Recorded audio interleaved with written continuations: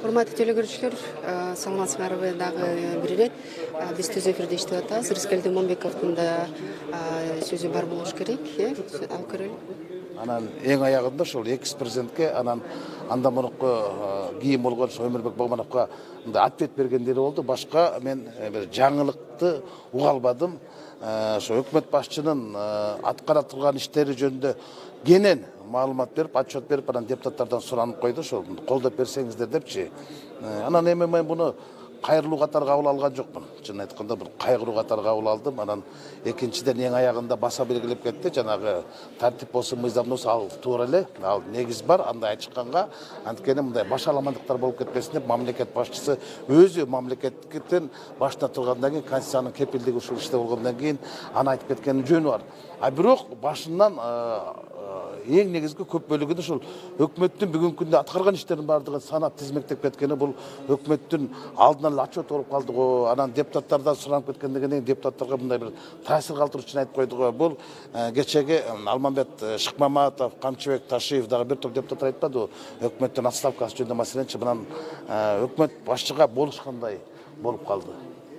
Канаттандырган жокпу анан сөзү? Мен албетте мен канаттанган жокмун. Калыстык сөзүм айта турган болсом, канаттанган жокмун. Бүгүнкү күндөгү чыңалып кеткен саясий кырдаал жөнүндө айтса болмок. Ал эми өкмөткө мындай жан тартканы бул туура эмес болуп калат. Анткени парламент депутаттары биз парламентаризм жөнүндө айтты. Парламентаризмде парламент гана өкмөттүн ишине, өкмөттүн ишин отчетун ала алат да. Анан кийин бизге алдын ала мындай багыт берип койгону чын айтканда бул туура эмес болуп калгандай болду. Ушу президенттин аппараты саботаж кылып койду же туура эмес жолго салып койду. Мен ушуну азыркыга чейин түшүнө албай турам. Акыркы сөзүндө деген мындай токтолуп кетпедиби?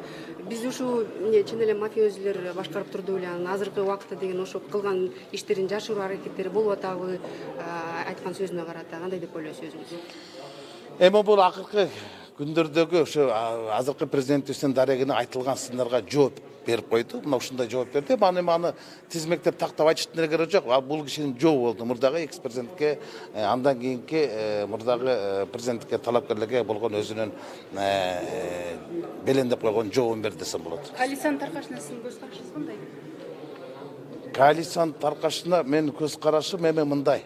Коалицияны таркаганда өкмөт отставкага кетет. Эгер азыркы күндө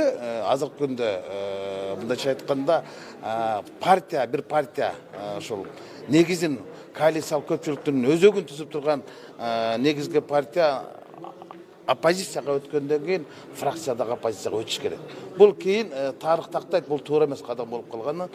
Фракция өтүшү керек болчу. Фракция партиянын бул филиалы, жогорку кеңештеги мындайча айтканда бөлүгү. Анан кийин партия тигил жакта болсо, анан өзү болсо биз коалицияда болобуз деген бул эки жүздүүлүк саясат болуп калат. Рыскелди мырза, президент алдыга дагы бир катар программалар менен бөлүштү, алдыга катар пландарды аныктады, санаа ириктештирүү, өнөр жай тармагы. Эми булардын бардыгын өкмөт башчы 25-inde депутаттардын алдына отчет бергенде бул өкмөт аткара турган иш чаралар. Өкмөт ошол жана саналиттик өкмөт фискализация боюнча кандай аракеттер болот, пенсия пособия качан көтөрүлөт, кандай көтөрүлөт, өкмөт аткара турган жумушта өкмөт беришет. Саламатсызбы, кандайсыз? Жакшысызбы? Бизге ошо президенттин айткан сөзү боюнча бир-эки сөз айтып кетпейсизби?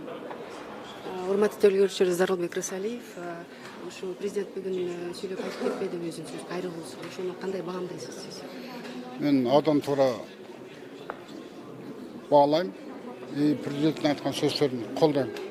Түшүнүү менен абдан туура айтты. Ар кандай сөздөр болуп атат.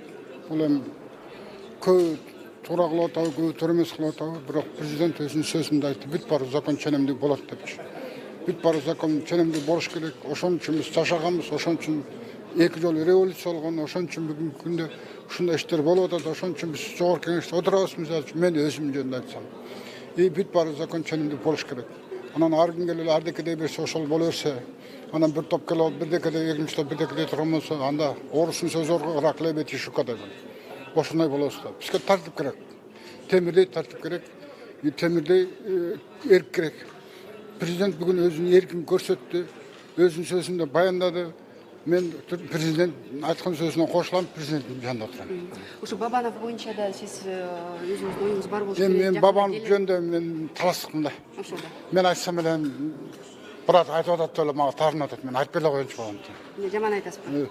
Жаман деле айтпайм, эшикке өтүм, аман болсун. Агай. Бүгүн президент айтты да, бир өкмөттүн да бир ишин албадыбы. Мындайча биздин баамыбыз боюнча өкмөт бай жетише албай жаткандыктан президент өзү кийлигишип аткандай сезилип атат да өкмөттүн ишин. Бул кандай түшүнөсүз өкмөттүн ишин? Президент айтпады, кичине ылдамдатыш керек деп еді. Эми бул баягы керегем сагайтам келдим сен уктаган эле сөз болуп атат да. Эми өкмөт кичине ылдамдатыш керек. Кичине ылдамдатыш керек, кичине ыкчамыраак иштеш керек, кичине таасирдүүрөөк болуш керек да. Муну эми өкмөт өзүнө кабыл алабы мындай жакшы реакция? Мен өкмөт эмесмин да, мен бияктан бирок кабыл алып коюш керек деп атам да. Кабыл алып коюш керек. Мен азыр силерде чыгып атасыңар. Президент ушинтип айтты, өкмөт муну кабыл албайбы деп турат. Бул эми сос тармактан бүт барына кетет да. Анан өкмөт түшүнөт болуш керек, өкмөттү деле глупый адам деп ойлойм. Эгер ушундай эле жол менен бара берсе, анда өкмөттүн отставкасы бир талап. Анда мындай жол менен көтөрүлсө биз силе айтабыз да. Биз силе айтабыз, болбойт да мына. Аркандарга түшөп ата.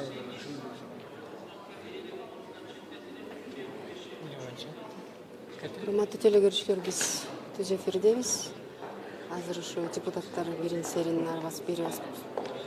Жыйыштешпейт, жарымы танаписте дагы эле ушу тамактанып атышат. Чыга элек, мына 15 мүнөт өттү, Канат Исаев дагы эле тамактанып отурат. Чын эле чарчап калган окшойт, ушу 45 мүнөт президентти сөзүн угам деп. Чыгабы деп ойлоп күтүп турабыз. Биз деле башка деле журналисттер чыгып калса дагы түз эфирге чыгабыз.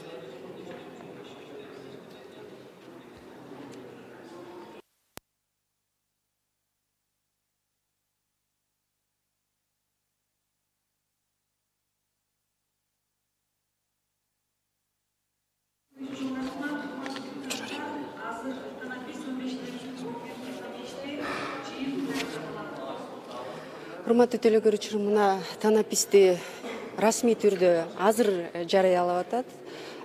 Вице-спикер, балким эми депутаттар өзүнүн ордуна кайра кайтышабы, кайтышпайбы, бул бир маселе, биз күтүп туралы. Тиги жыйында канча депутат калды? Эгерде ал жактан чыкпаса, анда депутаттардын баары уже тарап кетишти.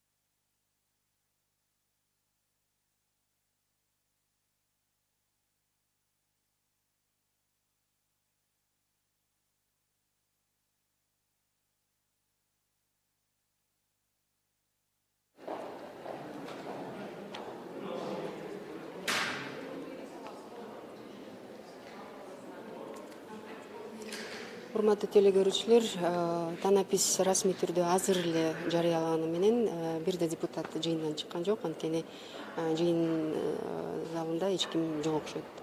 Ошондуктан түз эфирди биз жыйынтыктайбыз. Биз менен болгонуңуздар үчүн силерге чоң рахмат. Саламатта калыңыздар.